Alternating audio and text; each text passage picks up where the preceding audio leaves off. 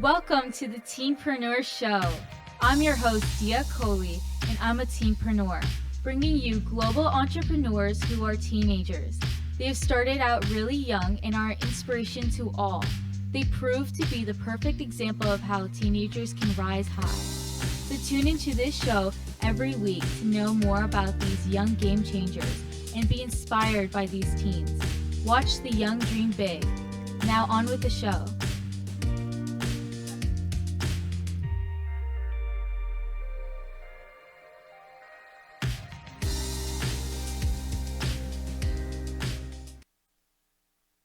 Hello, everyone. Welcome back to the Teenpreneur Show. I'm your host, Dia Coley. I'm also a teen entrepreneur, and I'm a founder of Redone It by Dia, a business I've been running for 3 years now. But now let's get on with the show. Today we have Jazmyn Aaron. She's 15 years old and from Florida. Let's bring her on. Hello, Hi, guys. Jazmyn. How are you? I'm doing good, and you? I'm doing great. Thank you for joining us and coming on this show. We're so excited to have you. So, how about you start by introducing yourself? Okay. Well, my name is Jazmyn Aaron, and I'm 15 years old. I'm also in the 10th grade, and I'm from Homestead, Florida. Okay, great. So, tell us a little bit about your business. Okay. Well, the name of my business is Jazzy's Heavenly Sweets. The Jazzy Mhm. part stands for me, and the Heavenly Sweets are because my sweets are heavenly. So, um, uh, I was creating the name, and I was thinking of something that would sound like really nice to Mhm. people. So this is like what I chose to go with. Yeah, it's super cute. I love the Heavenly Sweets part too. It just adds, a little more flavor to it. So, can Mhm. you tell us what types of products you make? Okay. Well, I make different types of puddings, mainly Mhm. chocolate covered strawberries and chocolate covered treats. So I do a variety of puddings. I have currently four flavors, which are banana pudding, Oreo pudding, strawberry banana, and strawberry pudding. And for my Wow. strawberries, yeah, they're customizable. So it depends on what the customer wants. They can make it Mhm. whatever they like. But my four main options are plain chocolate, whatever chocolate they like. Um, they could have them custom, which is like any theme. They could have them like Hello Kitty theme, Iron Man theme, Wow. Marvel theme. And then I also have specialties, which include crumbles that I make at home. Like strawberry eclair crumble is a really big one that people like to order. Wow, those all sound so delicious. And I love how you add the customizable factor into your business because not a lot of businesses do that. Do you find that hard to also have the customizable option? Um, I actually find it easier because Oh, wow. with people sometimes they don't know what they want. So Mm-hmm. if they just give me like a broad, they say like they want it let's say they want it maybe like Minnie Mouse themed, but they don't really know Mm-hmm. exactly what they want, then they just leave it up to me and I always make it look awesome. Mm-hmm. Oh, yeah, that's so good. So you can add your own creativity in there. Can you tell me how do you go through picking flavors or designing themes for your puddings or other pastries? Okay, yeah. Well, before I sell anything, I always try it out first. So, Mhm. when I started the banana pudding, originally it was just banana pudding. I didn't have multiple flavors. But then, everyone loved the banana pudding so much that I decided, well, I might as well just make more flavors. So, I started experimenting with like Oreo pudding and then strawberry pudding. Also, when I get suggestions from my customers, I listen to them. So someone suggested to Yeah. try to mix the strawberry and the banana one, and I was like, well, "That's a good idea. Might Mhm. as well try it." So when I tried it, everyone loves that one too. So those are how I came up with my flavors. Oh, that's so great. And I love that you are testing your sweets beforehand too, because you don't want to be selling something that does not taste good. That's a great Yes. trick that businesses have. Can you tell me, how did you learn how to make sweets? Do you know how to make puddings beforehand, or is this something you've been learning? This is something that is everything that I do is self-taught. I Wow. usually do like a lot of research before I start Mhm. making anything. I watch YouTube videos, look up recipes. Um, with recipes, I like to I like to switch them up a bit to make them like catered to myself. Mhm. So I like to make them my own recipe. So usually I'll watch a video and I'll see, okay, I know that these two ingredients go well together, so then I'll add them to Mhm. into the recipe, and then it usually comes out great. And even when it doesn't, there's always things that I'm like switching up and experimenting with to make all of my Yeah. sweets taste better.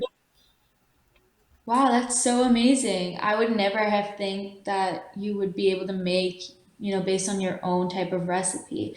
So even though you're experimenting, do you write down your own recipe, or is every baking round a new recipe that you're doing? I like to stay very structured. So I do write down all of my recipes and I keep them in like a little Hmm. book so that when I do go back, all of my desserts they taste the same. Cause it'll Yeah. be very inconsistent if they were like switching up. Mhm. Like someone buys a banana pudding, then the next day it tastes totally different. So I have Yeah. a book of recipes that I use. Okay, amazing. Can you tell us maybe other things you go through while baking? Like, what's the process like for you? Okay, so I usually start off by cleaning my area, make sure that everything's clean. I especially like with molds that I use for my strawberries, you really have to clean those because the chocolate can get stuck in like the little creases. So Hmm. make sure that my area is clean. When I decide to like post a TikTok or post something on Instagram, I usually have my phone set up somewhere so I can record the process, and then I take out the supplies. I start doing the the process of making the whether it's the berries or the banana pudding or any treats that Yeah. I'm making. And then I like decorating. The decorating part is my favorite part. I love the decorating part. I bet it is. So can you tell me what is your favorite product that you've made so far? My favorite product will have to be. See, I like all of them, but my favorite one will Of be course. the turtle berries. They're Okay, inspired cool. after the turtle candy, and they're basically strawberries dipped in caramel, and then they're dipped in Mhm. chocolate, and they're covered with roasted pecans, and then they're Wow. drizzled in another thing of chocolate. So, like everyone loves those. Those are like one of my top selling berries. Mhm. Those sound so good. They sound super delicious. I would love to try some. But when you are making, you mentioned a lot of supplies, and I know it's very challenging for businesses who are starting up to have those materials to build up. How did you go through finding the funding to buy the materials? Well, my mom, she at first helped me start with the funding of buying the materials. And then as Mhm. my business grew, it was able to fund itself. So so the supplies that I'm using to make, and the money that Mhm. that I'm making off of the desserts, they also go back to the supplies as well. Yeah, and especially for baking, I know it's very challenging to manage your money and buy more supplies, because without more income coming in, you can't buy new chocolates and other desserts and decorating stuff.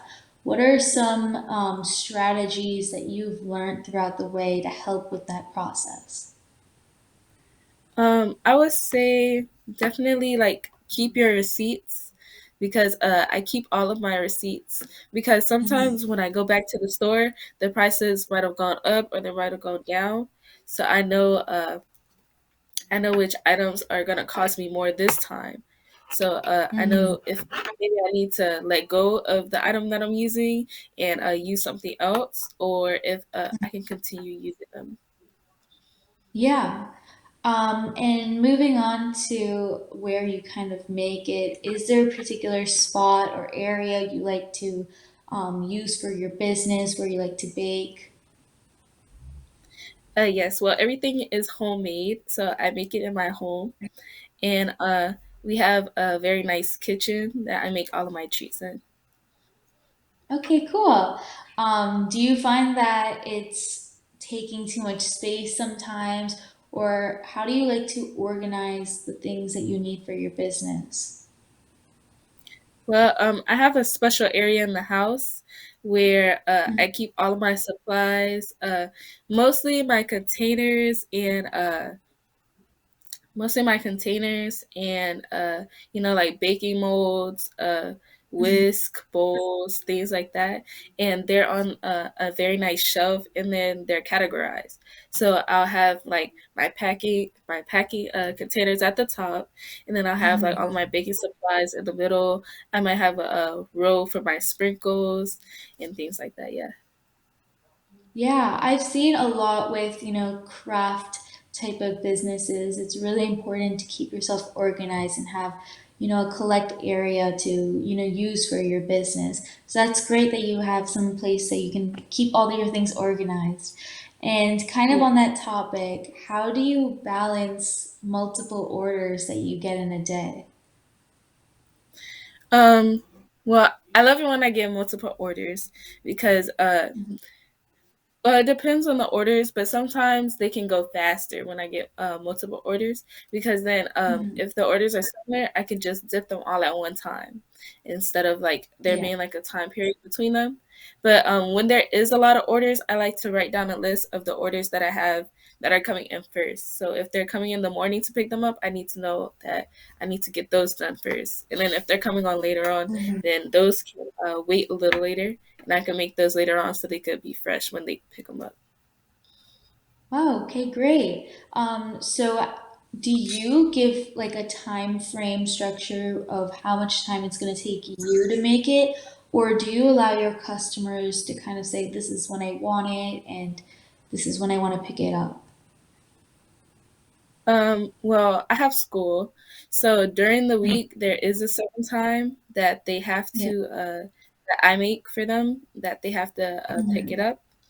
But usually like during the weekend or when I'm on break, probably like during the summer or when I have like spring break or something like that, Yeah. they have to text me like ahead of time.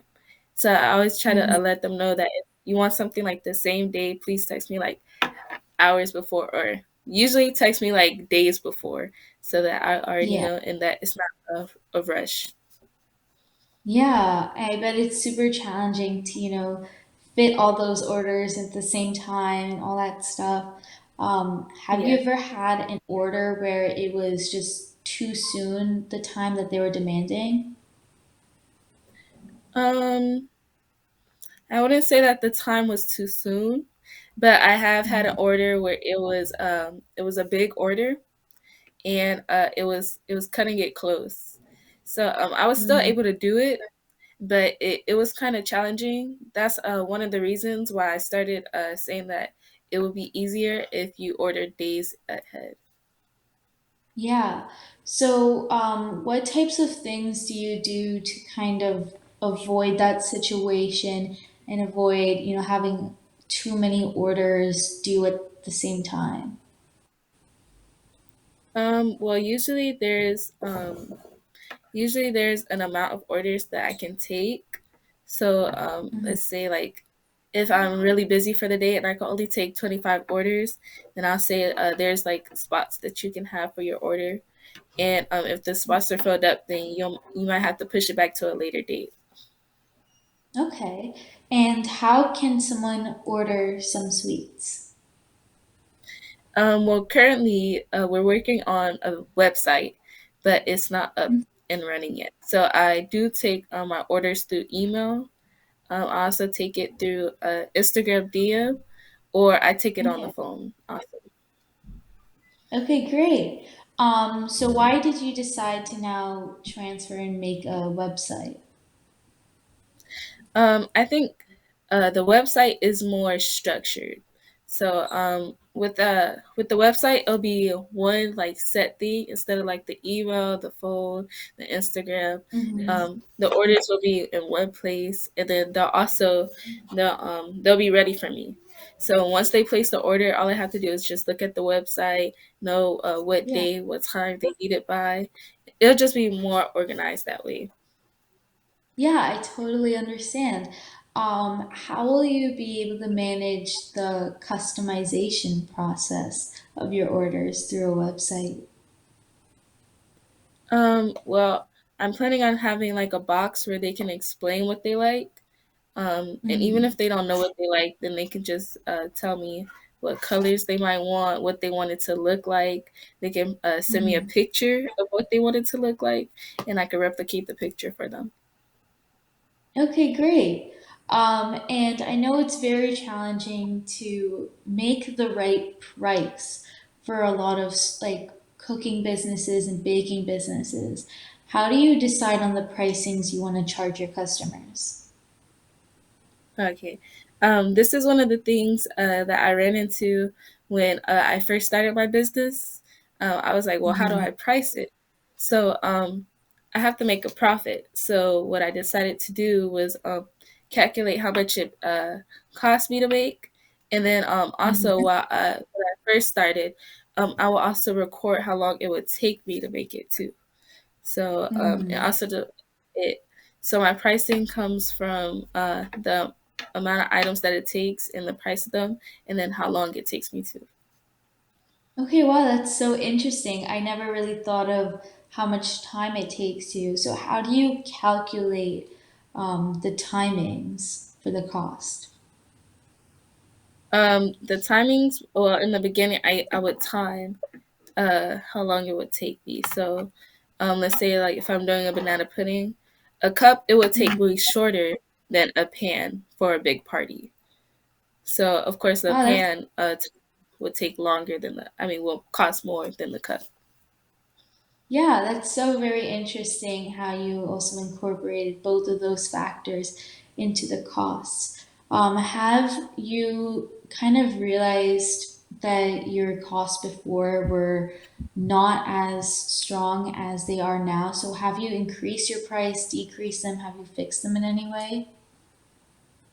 Yes. When I first started out, my prices were really low, and Hmm. I noticed that the amount of time that I was taking on the sweets wasn't really adding up with the amount of money that I was making.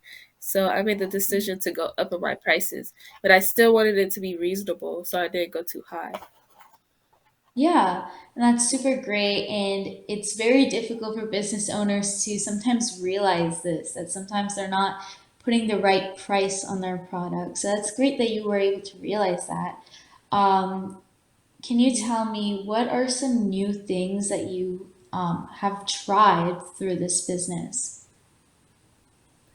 Some new things I have tried was definitely the crumbles. I've never made crumbles previously, so when I started making these, I decided I found out that they were like really simple to make, so I started like Mhm. experimenting and making new different types of crumbles.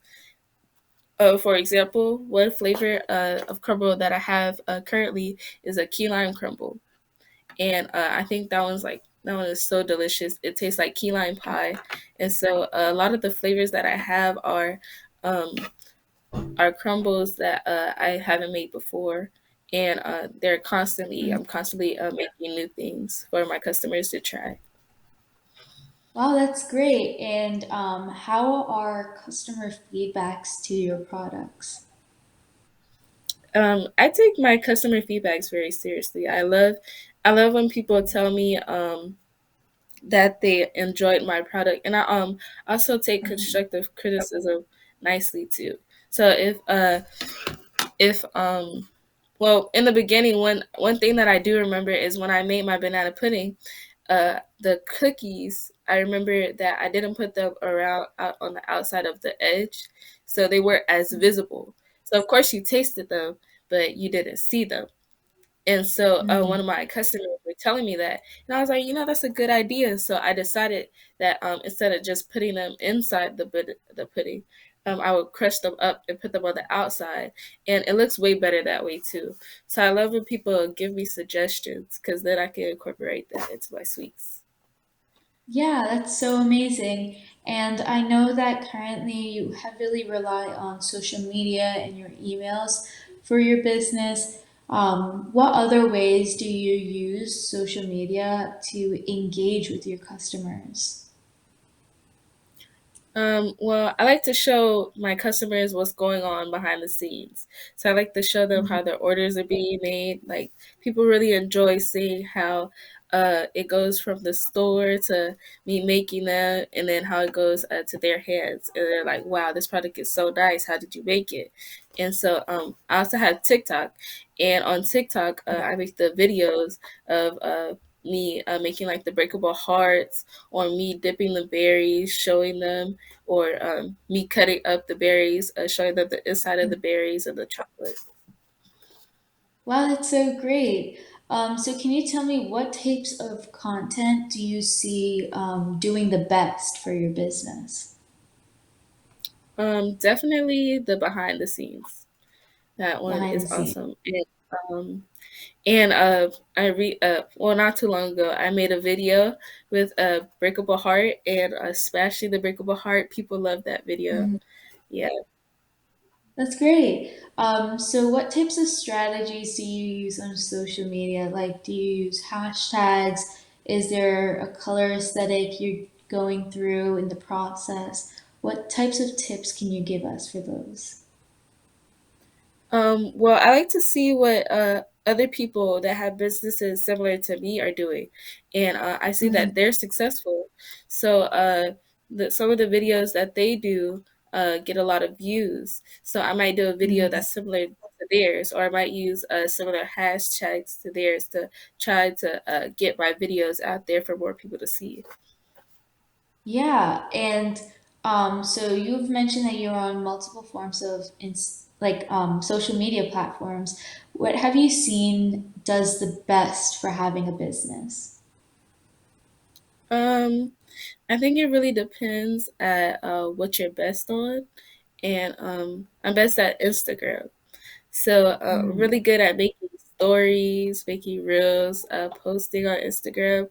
Instagram is a really big platform for me on my business, and that's how Yeah. I reach the most people. Okay, great. That's so amazing. And I know a lot of businesses not only just use Instagram, but use TikTok, like you've mentioned, and a bunch of Yeah. other social media platforms. So I know on Instagram and Facebook, they give you analysis like platform where you can check how many followers have you gained or lost, how many people liked your posts or commented. Do you use that program in Instagram? Is that something you like to use for your business? Yes, that is one of the things that I love that Instagram provides, because it really shows like the things that you post, how it impacts people. So let's say like I Yeah. posted a breakable heart today, and I gained 4 followers, and I'm getting a lot of views on it.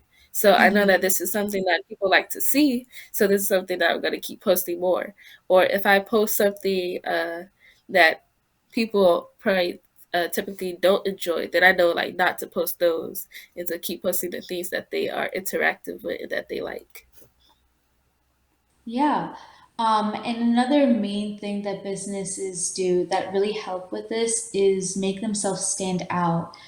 Can you tell me what ways do you make your business more unique than other sweets businesses? Yes. Well, with my business, I think that my customization is very unique. I can basically do anything that they ask me to, because I'm a very creative person. So I love when they give me challenges, or when they tell me, "Oh, can you make it like this? Can you make it look like this?" And I'm like, "Yes, I can make it just like that." And it Mhm. makes it's like very exciting for me. So I don't see this very often when I'm looking Yeah. through a lot of the dip chocolates. Yeah. And it's usually just like chocolate with different colors or chocolate with different designs. But when you make it Mhm. customizable to them, it really makes the person that they're giving it to, or even to themselves, it makes it feel specialized for them.